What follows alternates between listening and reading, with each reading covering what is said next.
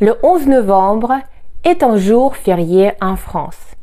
Il fait partie des 11 jours fériés officiels en France. Le 11 novembre, on célèbre l'armistice du 11 novembre 1918. Qu'est-ce que c'est l'armistice?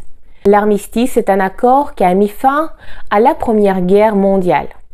Guerre qui a emporté les vies de plus de 10 millions de personnes en 4 ans.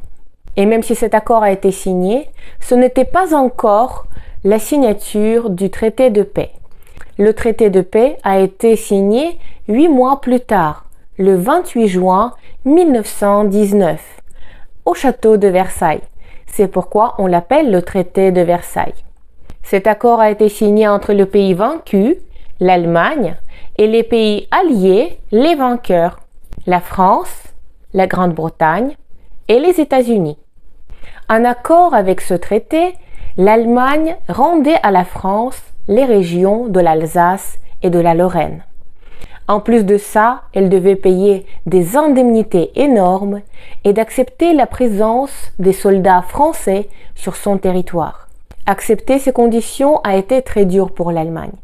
Ça a été humiliant et ça a fait grandir un ressentiment parmi la population.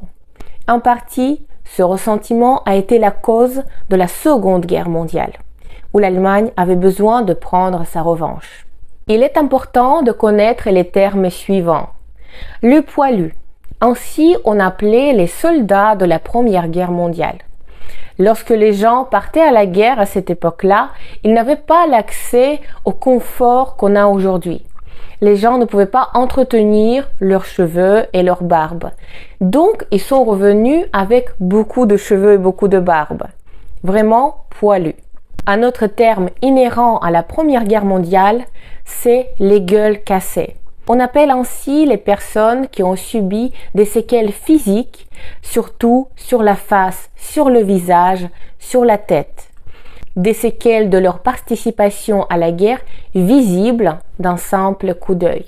Mais ce terme s'utilise aussi plus largement pour ceux qui ont participé à la guerre et qui ont subi également des séquelles psychologiques, qui n'ont pas pu complètement regagner la vie civile ou qui, à cause de la guerre, ont dû finalement être internés jusqu'à la fin de leur vie.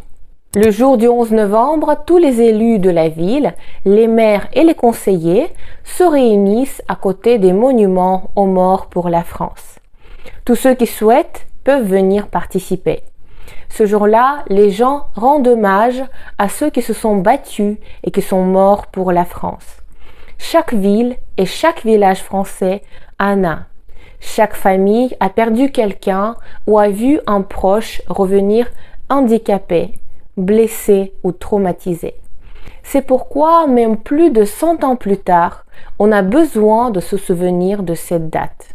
Apprendre une langue, c'est également apprendre la culture, les traditions, les habitudes et l'histoire. C'est pourquoi je dis toujours, apprenez le français sans stress et avec plaisir, et vous obtiendrez des résultats remarquables.